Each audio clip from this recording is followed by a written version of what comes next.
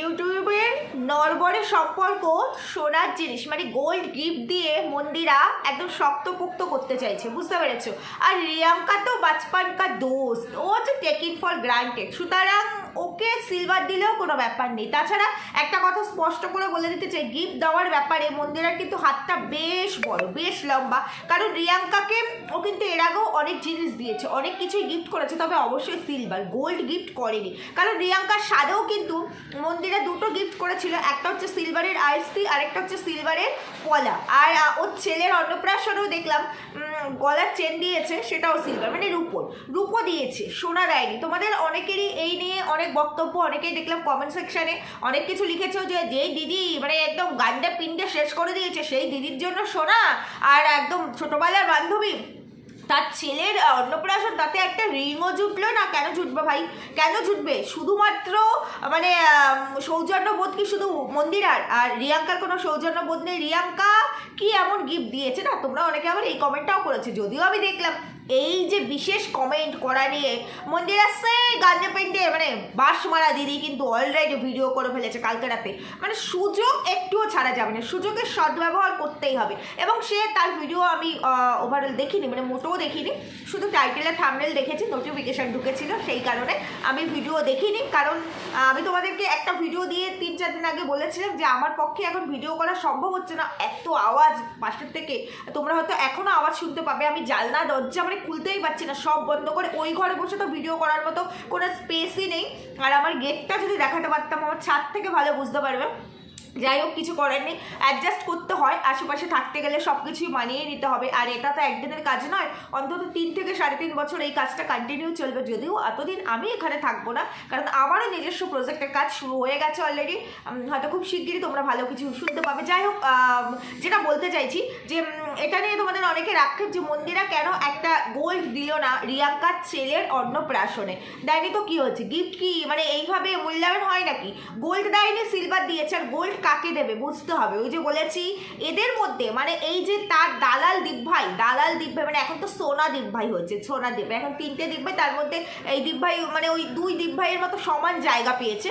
তো এই দীপ ভাইকে একটুখানি ভালো করে খুশ মেজাজে রাখতে হবে, তা না হলে আবার পোল খুলে যাবে। কারণ এখনো অনেক পোল আমরা জানি না, যেটুকু জেনেছি তার বাইরেও আরও অনেক পোল আছে আমাদের মন্দিরা দেবীর, বুঝতে পেরেছে? সেই পোল যাতে খুলে না যায়, তাই ভাই যেই দেবতা যেই ফুলে সন্তুষ্ট, সেই জন্য আমাদের বরবেচনীকে এইভাবে গোল্ড দিয়ে সন্তুষ্ট করে রাখতে হবে। লাল লাল ঝাল ঝাল খাসির ঝোল তাকেও খাওয়াতে হবে, তার বাড়িতেও মাঝে মাঝে গিয়ে আলু সেদ্ধ, ডিম সেদ্ধ, ডাল সেদ্ধ খেয়ে আসতে হবে। কিছু করার নেই, এরম করেই থাকতে হবে। কারণ সবই হচ্ছে এদের মধ্যে ডিলের সম্পর্ক, ডিল মারফত সম্পর্ক। ওই যে আজকের ভিডিওতে মন্দিরা বলেই দিল, তোমরা কেন এরকম কমেন্ট করো? আমি কয়েকদিন না আসলেই ভাবো আমার দাদা ভাই বৌদির সাথে সম্পর্ক নেই, তারপরে আকাশ পাপড়ির সাথে সম্পর্ক নেই। কেন সম্পর্ক কি এইভাবে বলে বলে? সত্যি মানুষের কোনো পার্সোনালিটি নেই? সব কি মানে ব্লগার হয়েছে বলে কি সমস্ত কিছু তুলে ধরতে হবে? যদি নোংরামিটা তুলে ধরি সেটা হচ্ছে পয়সা মাল লুকানোর জন্য, এইগুলোও তুলে ধরতে হবে। ওরম করলে কিন্তু খেলবো না, বুঝতে পেরেছো? তো সেইখানে তোমরা এরকম কেন কমেন্ট করো? সম্পর্ক ওরমভাবে হয় না, মানে সম্পর্ক তো আত্মার সম্পর্ক। ইউটিউবের সম্পর্কই এখন নরবরে থাকে না, সেটাই কথা, একদম আত্মার থেকেও বেশি। মানে ইউটিউবের সম্পর্ক আরও অনেক বেশি গভীরের সম্পর্ক হয়। আর রিয়াঙ্কার সাথে সম্পর্ক হচ্ছে গিয়ে ওই বাচপানকার দোস্ত, টেক ইট ফর গ্রান্টেড, বুঝতে পেরেছো? তবে এখানে যে যেটাই বলে না কেন আমার অনেক কিছু বলার আছে। চলো ভিডিও শুরু করবো, তার আগে একটু ইন্ট্রো দিয়ে নিই। Hello my lovely viewers, welcome back to my channel Dimpy lifestyle. বন্ধুরা কেমন আছো? আশা করি সবাই খুব ভালো আছো। ঠান্ডা কেমন পড়েছে তাই বলো? প্রচণ্ড ঠান্ডার, আমি খুব ঠান্ডা কাতুরে। এই ঠান্ডার ভিডিও করতে আমার আরও বেশি ল্যাপ লাগছে, বুঝতে পেরেছো? যাই হোক, ফাইনালি ভিডিও করছি এবং ইচ্ছে আছে এবার থেকে কন্টিনিউ ভিডিও করবো। তাছাড়া এই কদিন আমার হাজব্যান্ডও বাড়িতে ছিল, আর হাজব্যান্ড বাড়ি থাকলে ভিডিও করা যায় না। তাছাড়া আমার শাশুড়ি মা এসেছিলেন, প্রায় 1.5 মাসের ওপরে উনি ছিলেন। এবার সেই জন্য আমি ভিডিও করতে পারিনি। ভেবেছি যে আমি ভিডিও করলে যদি ওনার কোনো রকম সমস্যা হয়, কারণ উনি তো এজেড পার্সন, আর যেহেতু উনি আমার কাছে থাকেন না, তাই আমার ফার্স্ট প্রায়োরিটি, আমার দায়িত্ব, আমার কর্তব্য সেটা ঠিকঠাকভাবে মেনটেন করা, যার কারণে আমি ভিডিও একদম স্টপ করে দিয়েছিলাম। তোমরা দেখেছো ডিসেম্বর মাস পড়া করার সাথে সাথে আমি কিন্তু ভিডিও করিনি। নভেম্বর মাসে তাও চেষ্টা করেছি টুকটাক দেওয়ার, সেইভাবে কাজ করিনি। ডিসেম্বরে 2টো ভিডিও, আজকের এই 3 দিন ভিডিও করছি। তো যাই হোক ওগুলো বাদ দাও। যেটা বলতে চাইছি, এই যে মন্দিরার প্রসঙ্গে তোমরা যে অনেকে অনেক কথা বলছো, ও মন্দিরা দেবীর আবার বার্থডে ব্লগ এখনো আসেনি, সেটা এডিট হচ্ছে, মানে কালকে হয়তো তোমরা পাবে, মেবি আজকে বিকেলেও পেয়ে যেতে পারে। আমি যখন ভিডিও করছি তখন ও সকালের ব্লগই এসছে, ও দাদাকে দেখতে গেছে সেই ব্লগই এসছে, মানে বেথু হয়ে গেছে সেই ব্লগটাই এসছে। যাই হোক, তো সেখানে অনেকেই অনেক কিছু বলেছে এবং অনেকে আবার এই কথাও বলেছে রিয়াঙ্কা কি দিয়েছে, হ্যাঁ মন্দিরার মেয়েকে রিয়াঙ্কা কি দিয়েছে। না, রিয়াঙ্কা দেয়নি। রিয়াঙ্কা এমনিতে একটুখানি কৃপণ, এটা তো বোঝাই যায়। তাছাড়া ও কষ্ট করে সব কিছু করছে, তো মানে ও তো মন্দিরার মতো সোনার চামচ মুখে নিয়ে জন্মানি যে মন্দিরা দেবী কি সুন্দর মানে সোশ্যাল মিডিয়ার মারফত নিজের লাক ফিরে পেয়েছে।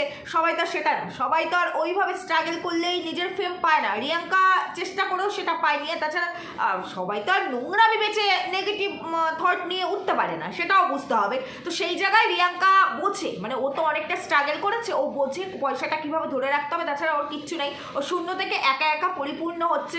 তাছাড়া ইগোতে কেউ কারো থেকে কম যায় না, এটা তো সত্যি কথাই। সেইখানে দাঁড়িয়ে রিয়াঙ্কা একটু হিসাব করে মেপে ঝেপে চলে। আর দেবে কেন? পেতে সবাই চায়, দিতে কজন চায় ভাই। কিন্তু মন্দিরা কিন্তু আমার হাত বড়। তবে মন্দিরা সব জায়গায় অপাত্রে, মানে ভালো ভালো জিনিসগুলো দান করে অপাত্রে। যেমন তার বুনু মারু সোনা, সেইখানে অনেক কিছু ইনভেস্ট করেছে অপাত্রে। এখন তো দেখা যাচ্ছে সব জলে দিয়েছে নাকি, সব জলে। গঙ্গা জলে দিলেও বুঝতাম সেটা পবিত্র হয়ে আসবে, গঙ্গা জলে তো দেয়নি, নর্দমায় নাকি দিয়েছে। এই যে বরবেচুনি, মানে তার যে দিদি দীপ ভাই প্রাণের দীপ ভাই, সব থেকে কাছের দীপ ভাই, সেই দীপ ভাইও কোনো সময় দেখবে উল্টে পাল্টে গিয়ে ওইও সেই অপাত্রেই দান হয়ে যাবে। এটা হবেই, কেন জানি না মনে হচ্ছে এটা হবেই। কারণ কোনো কিছু এক্সট্রিম ভালো না। ভালোবাসা রিলেশন যেটাই হোক, সেটা শো অফ করার জিনিস নয় যে সেটাকে আমাকে দেখিয়ে করতে হবে, না সেটা একদমই নয়। যাদের সাথে যা সম্পর্ক ভালো থাকুক না কেন, সেটা কি সোশ্যাল মিডিয়ায় কন্টেন্ট হওয়ার জিনিস নাকি? যেটাই কন্টেন্ট হবে সেটাই বুঝবে। সেখানেই ডিল মারফত, মানে এগ্রিমেন্ট মারফত একটা চুক্তির রিলেশন, এটা বুঝতে হবে। যাই হোক, তো সেইখানে রিয়াঙ্কা কিন্তু সেইভাবে মন্দিরাকে বা মন্দিরাকে টুকটাক দিয়েছে, দেয়নি বলবো না, কিন্তু সেইভাবে কিন্তু ও সেরকম একটা রূপও দিতে দেখিনি আজ পর্যন্ত। সেখানে মন্দিরা দিয়েছে। বা সোনাদীপ ভাইয়ের সঙ্গে তোমরা রিয়াঙ্কার তুলনা করো না, একদম রিয়াঙ্কার তুলনা করো না। সোনাদীপ ভাই হচ্ছে কাছের, মানে যে কিনা একমাত্র মন্দিরার ওই পার্টগুলো জানে, যে পার্টগুলোর কেউ জানে না। বুঝতে হবে, দেখলে হবে, খরচা আছে। কিন্তু রিয়াঙ্কা তো সেরকম নয়। তবে এই যে তোমাদের যার এখানে অনেক প্রশ্ন আসে না, অনেকেই বলছো রিয়াঙ্কা কি দিয়েছে মন্দিরার মেয়েকে। একটা কথা বলছি, আজকে এমএস ফ্যামিলি নিজের শুধু ক্যাপাবিলিটি আর নোংরামি দেখিয়ে কিন্তু হয়নি, তাতে কিন্তু রিয়াঙ্কার অনেকটা হাত আছে। যখন ওই স্টোরি টাইপের ভিডিওগুলো করছিল, ইভেন ওদের বিয়ের যে ভিডিওটাও শ্যুট হয়েছিল মানে স্টোরি দিয়ে, সেগুলো কিন্তু তখন ওই লোকেশনটার জন্য রিয়াঙ্কার বাড়িটাই কিন্তু লেগেছিল। ওরকম একটা বাড়ি না হলে আজকে কিন্তু এমএস ফ্যামিলি মানুষের দরবারে এতটা নাম পেতো না। মানে তুমি আমি ঘরে বসেই রোজকার ওই একই জিনিসের মধ্যে যদি এরকম ভিডিও করি, সেই সাকসেসফুল কি হব? যেটা কিনা অন্য বাইরে কোনো লোকেশনে শ্যুট করলে, এরকম কোনো মানে ওয়েদার বা এরকম কোনো পজিশন যেখানে এটা সুইটেবল, মানে এটার সাথে একটা খাপ খায়, সেরকম জায়গা শ্যুট করলে যেটা হবে, সেটা কিন্তু আমার ঘরে বসে করলে হবে না। তো সেখানে রিয়াঙ্কার কিন্তু অবদান আছে। রিয়াঙ্কা কিন্তু সকাল থেকে রাত পর্যন্ত ওর ঘরটা ছেড়ে দিয়েছিল, ওর কাজকর্মকে স্যাক্রিফাইস করেছিল। না শুধুমাত্র রিয়াঙ্কা নিজের বান্ধবীর জন্য স্যাক্রিফাইস করেছে এরকম নয়, ও তখন সোশ্যাল মিডিয়ায় ছিল, ওরও ফেমের দরকার। আর তখন অলরেডি এমএস ফ্যামিলি মানে মন্দিরা দেবী আমাদের অলরেডি দাঁড়িয়ে গেছে, মোটামুটি একটা ফেম চলে এসেছে। তারপরে বাকি ফেমটা তো নোংরামি দিয়ে, সেটা পরের কথা। যাই হোক, মোটামুটি ফেম চলে এসেছে। তো সেইখানে সেই ফেমটার সঙ্গে আমার একটা এত বড় একটা রিলেশন, মানে অ্যাটাচমেন্ট রিলেশন, সেটা দেখাতে পারলে আমারও তো ফেম হবে। মানে আমার মাথার উপর যদি এখন, মানে আমি আমার কথা বলছি, বড় কোনো ক্রিয়েটার, মানে ওই লাখ সাবস্ক্রাইবারের কোনো ক্রিয়েটারকে নিয়ে যদি আমি ধরো 4-5টা ভিডিও করি, তখন তো মানুষ এমনিতেই আমার দিকে আসবে, কারণ তার সাবস্ক্রাইবাররাও তো আমি গেইন করে ফেলবো, তাই না? তো সেই রকম রিয়াঙ্কারও স্বার্থ ছিল। আবার এমএস ফ্যামিলিও কিন্তু রিয়াঙ্কার কাছে এই জায়গাটাতে অনেকটাই গ্রেটফুল, কারণ রিয়াঙ্কার ঘর অনেকবার ছেড়ে দিয়েছে, অনেকবার ওদেরকে হেল্প করেছে, অনেক কিছু তো করেছে, করেনি তেমনটা নয়। আর সম্পর্কটা তখন তো ভালোই ছিল, যার জন্য পাহাড়েও গেছিল, আর পাহাড়ে গিয়ে অনেক সিনারিও দেখেছে। আর এত কিছুর পরেও কিন্তু রিয়াঙ্কা সম্পর্ক নষ্ট করেছে। আর যারা যেসব বড় বড় ব্লগাররা ওই টাইপে বলেছিল বাবা মন্দিরা এরকম ভাবতেই পারিনি, ওর সাথে সম্পর্ক রাখাটাই ভুল হয়েছে, তারা এখন আমার মন্দিরাকে চাটে। মানে এদের ক্যারেক্টারই তাই, বললাম না, এগ্রিমেন্টমূলক ক্যারেক্টার। প্রত্যেকের সোশ্যাল মিডিয়ায় যে ক্যারেক্টারগুলো দেখানো হবে মনে করবে সবই এগ্রিমেন্টমূলক ক্যারেক্টার, বুঝেছো? যাই হোক, এইটাই তোমাদেরকে বলার ছিল যে সোনাদেব ভাইকে সোনা দেওয়ার মানেটাই হচ্ছে এটা। সোনা না দিয়ে যদি হিরে দেওয়ার, ডায়মন্ড দেওয়ার প্রয়োজন পড়ে আমাদের মন্দিরা দেবে, কিন্তু সেটাও দেবে, ডায়মন্ডও দেবে। আর তোমরা অনেকেই কমেন্ট করেছো বাবা কি গয়না পড়েছে, আর কেউ কি পড়েছে? না, গয়নাগুলো সব মানে গোল্ড প্লেট না হোক, সিটি গোল্ড, যাই হোক পাপড়ির কাছ থেকে কেনা, তোমরা নিশ্চয়ই আজকের ভিডিওতে দেখে নিয়েছো। তো কিনেছে যখন পড়বে না, একটা অকেশন ছাড়া তো আমরা এই ধরনের জিনিস পড়তে পারি না, বাড়িতে কি পরে ঘুরে থাকতে পারবো বলো? তাই জন্য ও পড়ে গেছে। যাই হোক, ওভারঅল এইটুকু ছিল মন্দিরাকে নিয়ে বলো কথা। এবার আমি একটুখানি রিয়াঙ্কাকে নিয়ে কিছু বলতে চাই। ইউটিউবারদের সমাগম, মানে অনেক ইউটিউবার দেখলাম, মন্দিরা, বৈশাখী, তৌরি, মানে এদেরকে তো আগেও দেখেছি, রিয়াঙ্কার সাথেও দেখেছি, কারণ এখন রিয়াঙ্কাও অনেক বড় ব্লগার, তাই জন্য বড় বড় ব্লগারদের। তাছাড়া মানুষ এখানে সোশ্যাল মিডিয়ায় কাজ করতে আসলে অনেকের সাথে অনেকের সম্পর্ক হয়, বড়দের সাথে বড়দের, ছোটদের সাথে ছোটদের।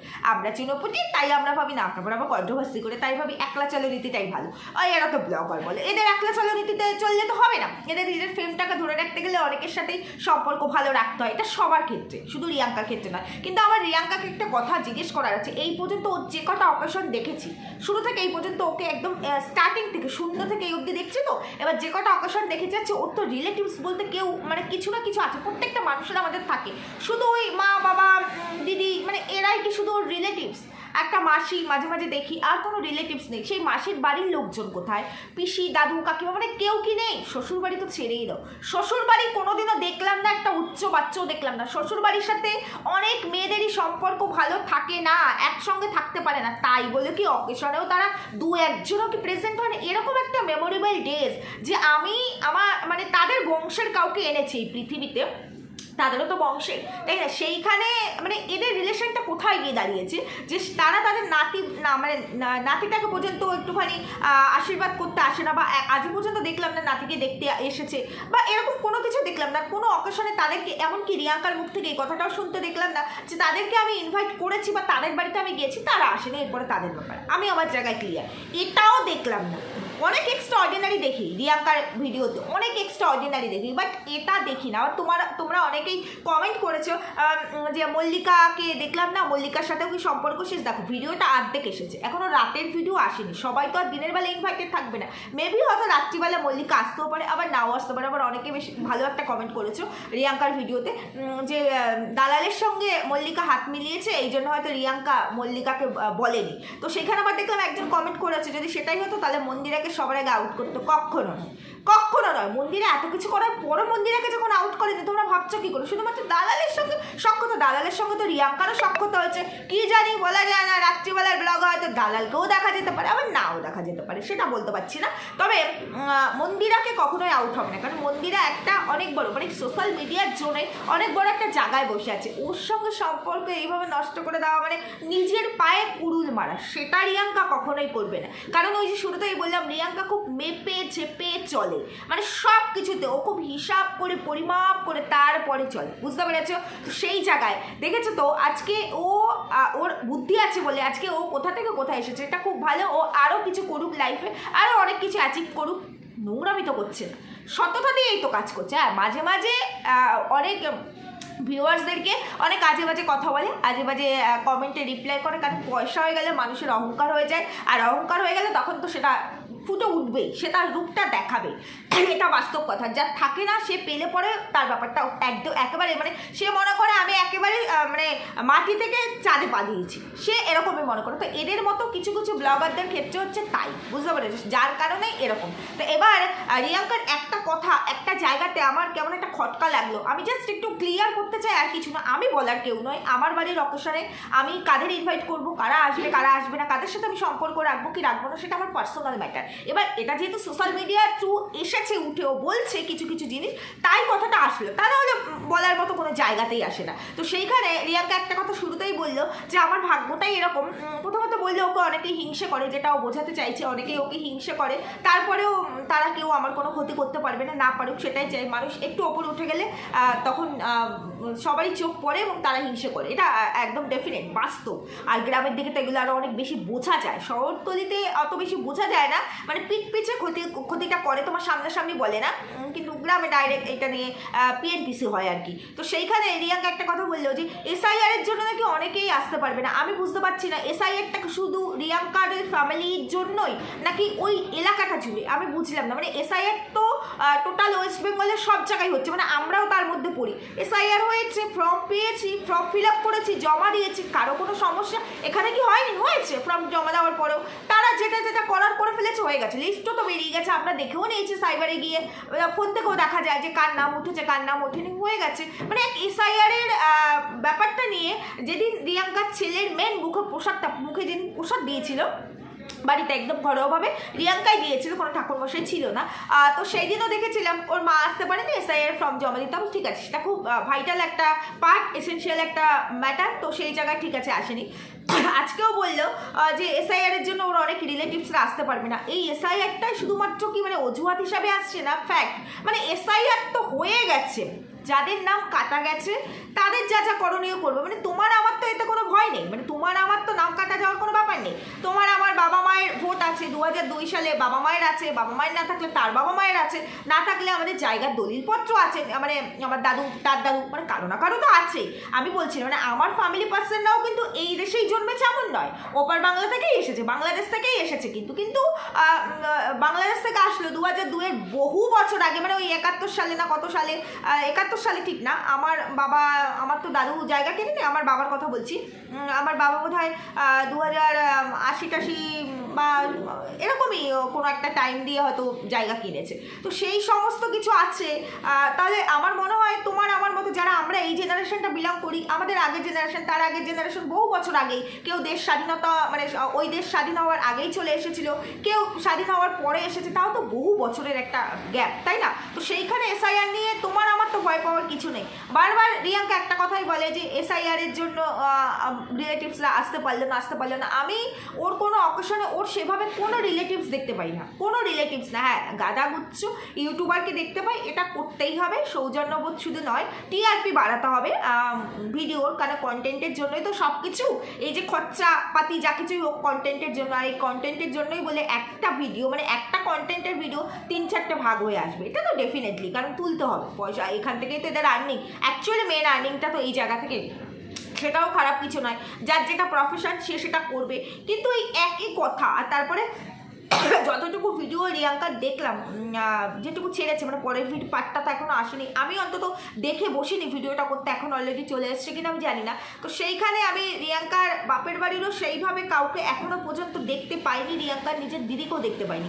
এসআইআর এর কাজ আছে, ঠিক আছে, এসআইআর এর কাজ আছে, এসআইআর এখনও কী কাজ চলছে জানি না, তবে নিশ্চয়ই সবার সঙ্গে আলোচনা করেই মুখোপোষার যেহেতু হয়ে গেছিলো, এটা জাস্ট অনুষ্ঠানটা করা বাকি ছিল, সেটাই করা হচ্ছে, যে এটা আমি একটু করব, আমার ছেলের অনুষ্ঠান, এটা মনে থাকবে, সারা জীবন স্মৃতি হয়ে থাকবে, নিশ্চয়ই সবার সাথে সবটা ডিসকাস করেই হয়েছে। তাহলে এরকম একটা ভাইটাল দিনে যারা শুরু থেকে মানে ওই রিয়াঙ্কার মা বাবা দাদা, মানে সরি দাদা না মানে দিদি, এরাই তো রিয়াঙ্কার একমাত্র ফ্যামিলি পার্সন, যতটুকু দেখে এসেছে শুরু থেকে এই পর্যন্ত, রিয়াঙ্কাকে যতদিন ধরে চিনি, তো তারা এরকম একটা দিনে সকাল থেকে নেই, প্রেজেন্ট নেই, এই বিষয়টা একটুখানি কেমন ডাউটিং লাগে।